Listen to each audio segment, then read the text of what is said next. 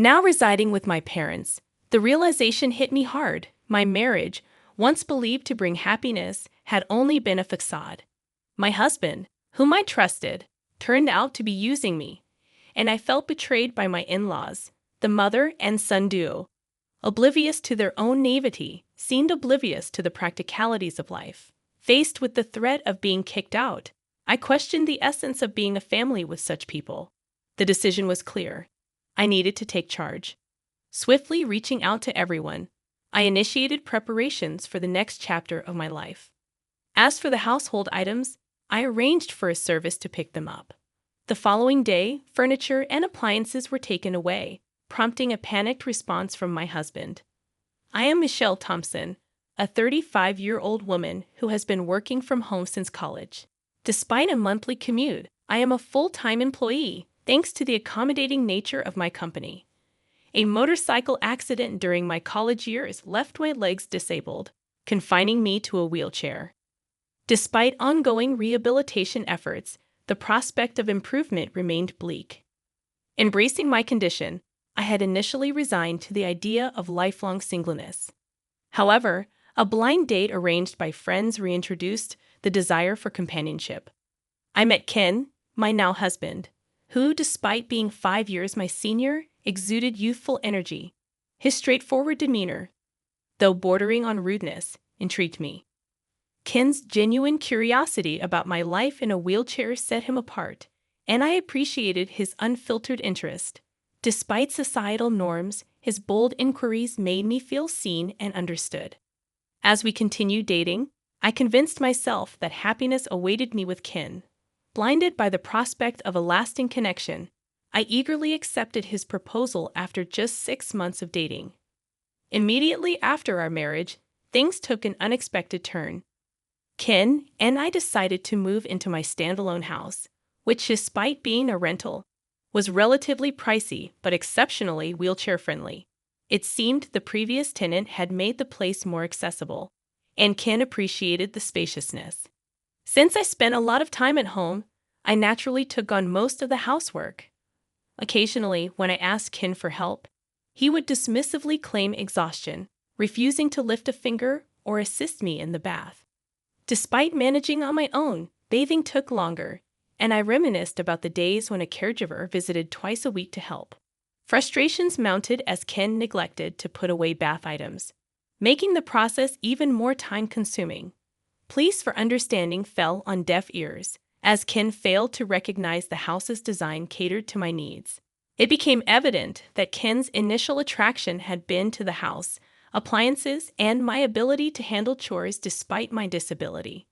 His unemployment and nightly partying further strained our relationship. While the realization was heart-wrenching, I clung to the notion that our marriage must have some love to it. Financial issues crept in, with Ken increasingly relying on me for money. Seeking advice from his mother only brought biased support, leaving me feeling lost without any family to turn to. Friends dismissed my concerns, emphasizing Ken's facade.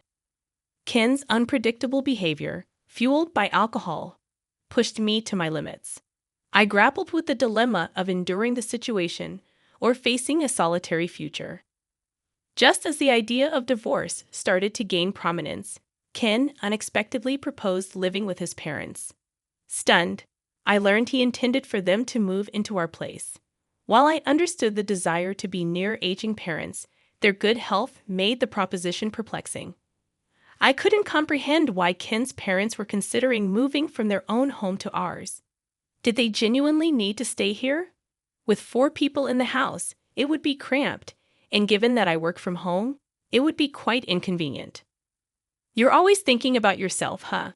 I never thought you were this selfish," Ken accused. "I'm just questioning why they need to move here when they have their own place.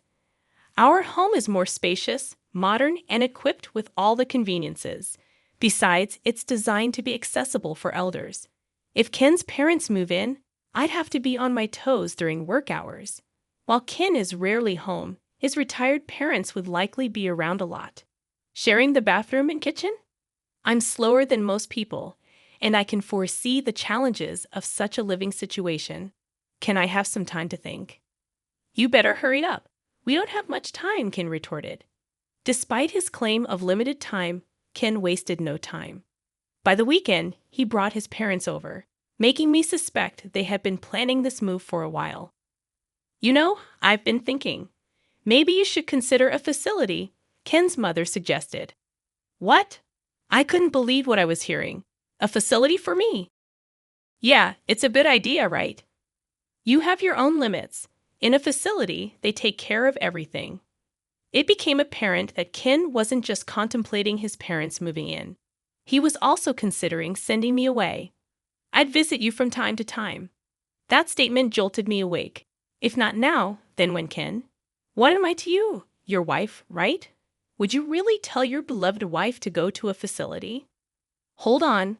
When did I say I love you, Michelle? Ken's words flushed my face with anger. This guy, Ken, was using me. Wasn't it my fault for letting it get to this point?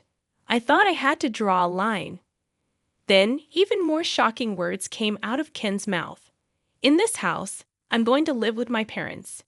You, an outsider, can go live in some cheap facility. What'd you just say? I looked to his parents, hoping for support, but they just had eerie grins on their faces. Why are you laughing? What's the big deal, huh? Were they targeting my home even before our marriage? Things have been escalating too fast lately. I need to evict these people. Please leave. What, leave now?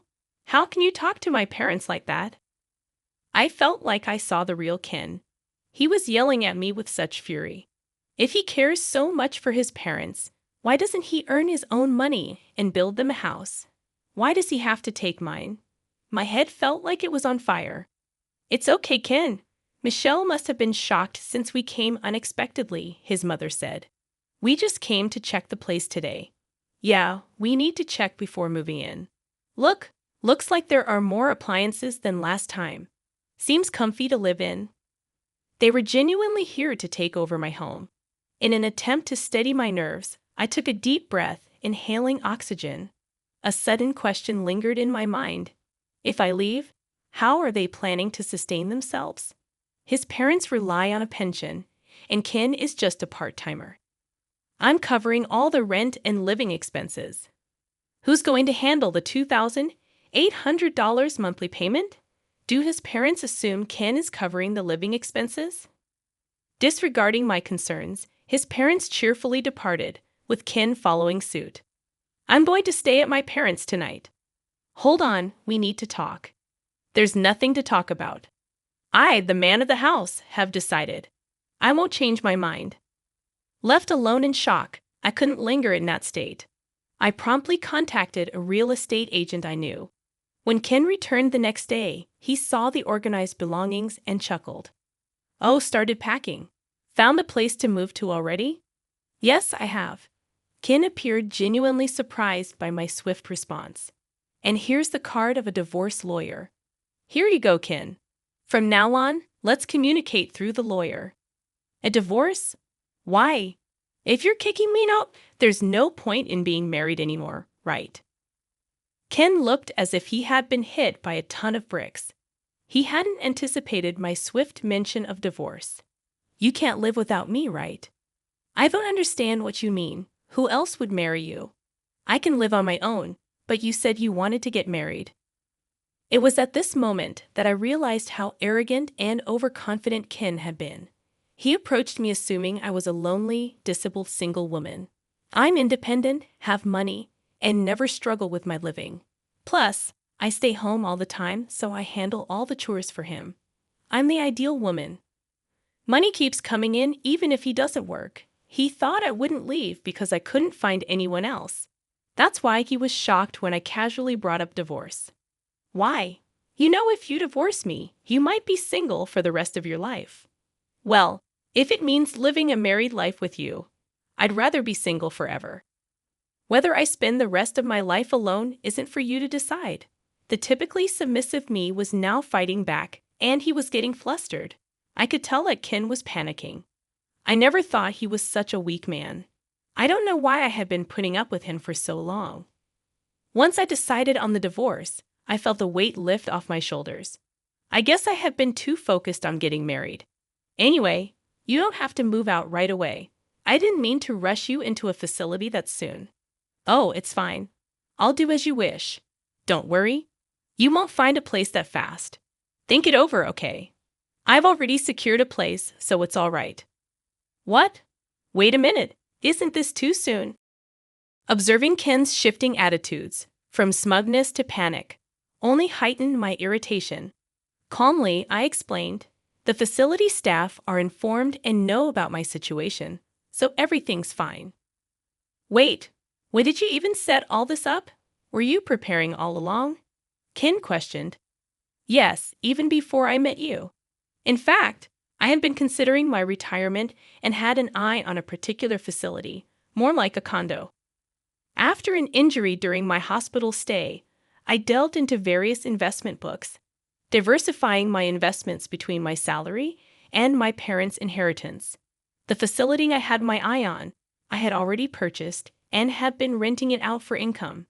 I never mentioned this to Ken. It's my hidden asset. We don't need to get a divorce. I get it. You can stay here. Let's live with my parents. Do you not get it? Why would I ever do that? He seemed pretty dense. Even after bringing up divorce, he still believed he was the only one for me. Sorry, but my mind's made up. What's your problem? You're so selfish. If you come crying back later, it's not my problem. I won't be, so don't worry. Ken fell silent, deep in thought, for what seemed like hours. During that time, I started packing up my things. Then I heard Ken making a phone call, likely talking to his parents. It seemed pathetic, relying on them for such decisions. Eventually, Ken approached me. Fine, we'll get a divorce. Just leave quickly. Ken said begrudgingly, perhaps realizing he might miss having me around like a housemaid, but he probably thought that living with his parents would save him from household chores. He has a house, and it's fully furnished. No issues for daily life, at least for now. With that thought, he headed back to his parents' home. I'm going to talk to my folks about what's next. Get ready to move out quickly. Yes, I'll do that. I finished moving all my stuff within a week, and during that time, Ken never showed up. We met again a day after the move was done, as I was trying to start my new life in my new house. Ken called me outside and said, Hey, what's going on? This place is almost empty. Where are the appliances? I had a service pick up those items for me. I called the service the next day and had them collect all the furniture and appliances. My husband became agitated and started grumbling. Not only Ken, but also his parents were there. All the appliances here were bought by me. They are all from when I was single. The only thing that's yours is right there. There were only 3 cardboard boxes. I did leave the clear clothing container we bought after marriage. Michelle, we can't live with this. We need to split the property if we're divorcing. That's right. We can't live here like this. What are you talking about? Nobody can live here. What do you mean? The rent's $2,000? Ken and his parents were stunned. I told Ken when we got married, this isn't your own house. No, it isn't. I got a bit of a discount on the rent because I asked a real estate agent I know.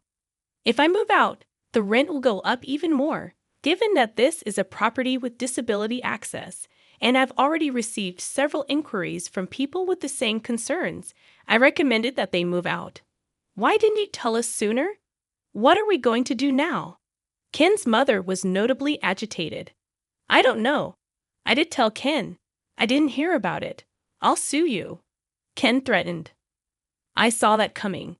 Honestly, from an outsider's perspective, it might look like I selfishly got a divorce, broke the lease, and took all the furniture and appliances. But I was sure you can sue. But do you even have the money for it? Ken's face twisted.